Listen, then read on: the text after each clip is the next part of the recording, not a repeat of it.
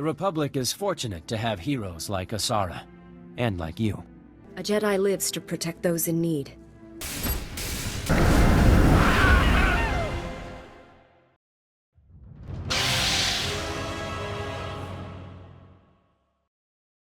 In a galaxy far, far away, a new journey begins. Ingrid Jedi Pants, having just graduated from Jedi College, makes her journey to Tython where her real training starts. It does not take long before some dude walks out to greet me, and I suspect he's going to ask for my number, but he proceeds to compliment me. So naturally, I feel offended and ask who the hell he is before promptly ignoring him and proceeding on my journey. I hitch a cab over to the Gnarls, where all the cool kids hang out, but since I'm late to the party, I decide to talk to some random guy that looks lost. The guy tells me that the area is off limits, and naturally, I tell him to shove it where the sun don't shine. I run into these really ugly dudes with roughly shark-like features, and because I have crippling galeophobia, I go on a killing spree, and I feel like I'm doing the galaxy a favor getting rid of these mutated freaks. I accidentally get lost in some cave and I find one kid bullying another kid, probably because the other kid has a butthole for a mouth. As a Jedi of pure heart, I feel it's my obligation to stop this kind of harassment, so I tell the guy to back off. But two of his sharkhead buddies show up, and so, naturally, he has to die. The butthole mouth kid thanks me for saving the day, and my teacher shows up and he gives me an A+ for good behavior. And after showing me a cool party trick with the Force, he sent me on my merry way to the Jedi Temple. Finally, I was about to become a Jedi Knight. I made my way to the temple and was called into a meeting with the headmaster, also known as Commander Shepard. Shepard then proceeded to lecture me about Jedi being a force for good because they have no emotions, but joke's on her because I feel nothing. Equipped with this new knowledge that I can do no wrong, I joined the other teachers in a big conference room where I was praised even more for my outstanding behavior. Master Orgus then sends me on my way to help a local village in dealing with the Sharkhead people, and right off the bat, I get the feeling that the village leader doesn't like me very much. So the Jedi finally deigned to recognize my people's suffering. How noble. Responding to my base instincts, I tell her to fuck off, and when she starts to apologize for being a Karen, I start to zone out as I'm hungry and I wonder what I'm having for lunch. My concentration on food is broken when I realize that Green Liara Tassoni enters the room, and so in order to make her fall for me, I reflexively act like I care for her mother. The matriarch appears sick. Does she need a doctor? To cure her mother, Green Liara asks me to slaughter not only the Sharkmen, but the Shark women and the Shark children too. And so because my hormones are raging, I agree to her terms. After murdering the entire Shark People village with callous disregard, I stumble into another cave where I happen to find a knockoff R2-D2. Because droids aren't people and finders keepers, knockoff R2 was now my property. I make my way back to the village where I find my teacher fighting with some guy that dislikes Jedi, and because I'm deeply disturbed by his opinion, I threaten to take his life. If you're dumb enough to pick fights with Jedi, maybe you don't deserve to survive. Master Orgus then scolds me for making things worse, but I'm pretty sure he's just messing with me, because we all know that Master Orgus is the funniest teacher in school. Oh Orgus, you funny, funny guy. Green Liara then thanks me for murdering all the Shark people, and I can't help but notice a glimmer in her eye. And yeah, she definitely wants to fuck. Master Orgus then sends me to go meditate at a shrine or whatever, but unfortunately, Orgus has decided to prank me as I now have to deal with a talking shark man. But he seems friendly.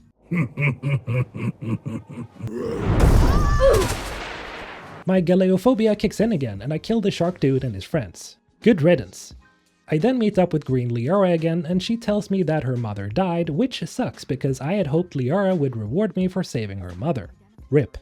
Realizing that my chances are shot, I run into a hot single mom that needs help finding her son. And so because I refuse to give up on my dreams of finally getting some Twi'lek action, I decide to help her out. I make my way into the mountains and slaughter yet another village of shark people, and I manage to track down the son who has become friends with one of the local shark children. They ask if I want to join in and play with them, but as I have a hot date with the boy's mom, I politely decline. Jedi! The boy says he will go back home and tells me he will put in a good word about me to his mother. That's a good lad.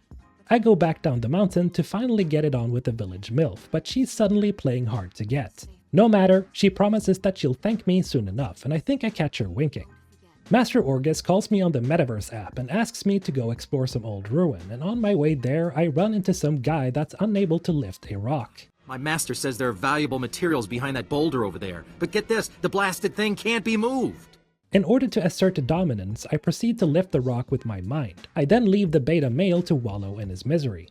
I find the ancient ruins Master Orgus told me about, and I run into this fishy-looking guy. He tells me that the shark people are angry with me for some reason and that their anger makes them strong, so naturally I flex on him and tell him that my hatred is strong, as a joke. Then I'll meet their hatred with my own, and kill every last one. However, he doesn't seem to understand my humor and promptly dies. Hashtag don't forget to hydrate. I loot his dead carcass and take his lightsaber. Then I make my way back to the village, and while I try to make Green Liara do the hanky-panky with me. My plan is to impress her by pulling out my lightsaber. Shockingly, I'm knocked unconscious, and after waking up I see 3 strangers intruding on the party. Because I'm not in the business of sharing, I decide to deal with this competition. You people make me sick. After dealing with the 3 intruders, I tell Green Liara that I'm disappointed in her for leading me on, because my master is now kidnapped and that wouldn't have happened if she just hadn't toyed with me. Nonetheless, I journey to save my master from the shark people, and to my surprise, I find that the real culprit is none other than Bengal the bully. Bengal tries to play some mind games with me, but I'm not about all that, so I pull out my baseball bat and proceed to beat the ever-living shit out of him. Bengal the bully gives up and pleads for me to stop, then buys me off with a recipe on how to cook lightsaber crystals. Yummy. I let him leave with his head still intact because he seems like a chill dude and because it's simply the Jedi way. I proceed to climb the steps of the temple and finally get to make my very own laser sword. Green Liara is gonna be so impressed. I can't wait to show her my lightsaber.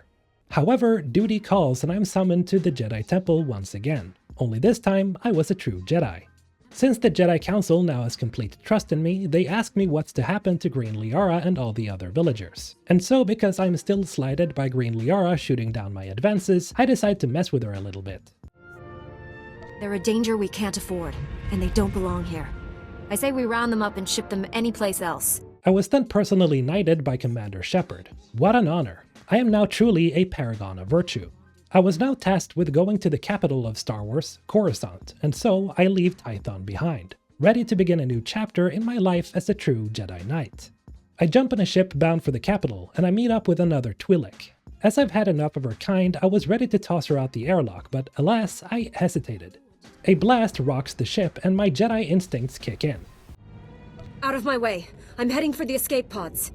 The Imperials will blast the pods as soon as they launch. They don't want any witnesses escaping. The Twi'lek woman makes a good point, however, and I realize I can just find an exit while making my way through the ship. I look around for ways to get off, but the game won't allow me, so I proceed to the main bridge.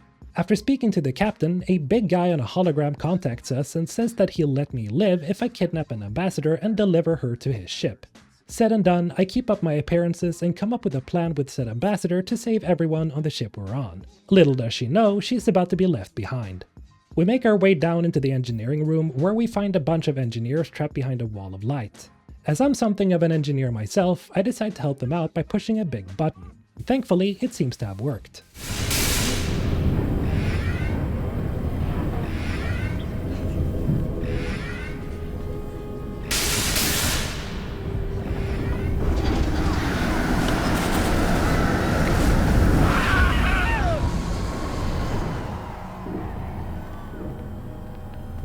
All in a day's work. Hashtag save the day again. I make my way to the ship's bridge again, where I find some big dude that won't stop clapping for some reason. It was annoying, so I killed him. The captain and the crew has been saved for now, but I'm not off the hook yet, so I promptly delivered the ambassador to the enemy ship. No! How can you do this to me? How can you just leave me here to die? Hawken offered me a reward. It's as simple as that. It is finally over, and as is customary for a hero, I am celebrated by the ship's crew and captain for my efforts in saving them. The Republic is fortunate to have heroes like Asara, and like you. A Jedi lives to protect those in need. Being a Jedi is truly wonderful. After finally arriving at Coruscant, I decided to reward myself by shopping for some new clothes that are befitting of a true and noble Jedi. Celebrations could only last so long, however, and so my next mission was to retrieve stolen plans for a superweapon. It wasn't long before I found the culprits behind the stolen plans, and after slaughtering each and every thief responsible, I happened upon the actual thief that stole the plans.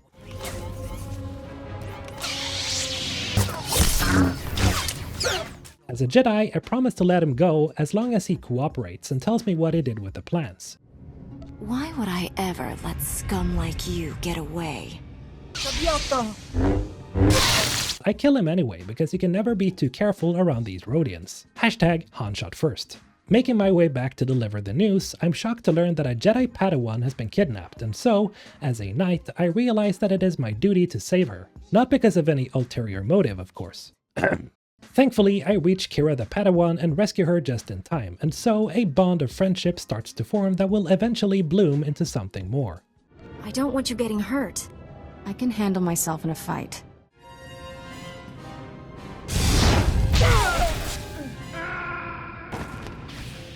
But the troublemakers have not all been dealt with just yet, so I've made it my mission to track down these evildoers and bring them to justice for their attempt to kidnap my future foe. In my search for justice, I find a group of soldiers that, after a little persuasion, decide to help me out in my hunt. You men will do everything you can to assist me. We're going to the base. Now. We're going to the base now. Lightsaber in hand, I make my way into the Black Sun's headquarters where I find their leader.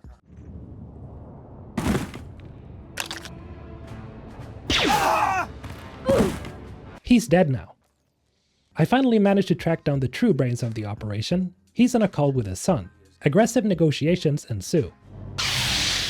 His son is also dead now. The holographic dad seems pretty angry and tries to guilt trip me about feeling bad for all the people he's about to kill because of me killing his son. I dismantle his argument with facts and logic.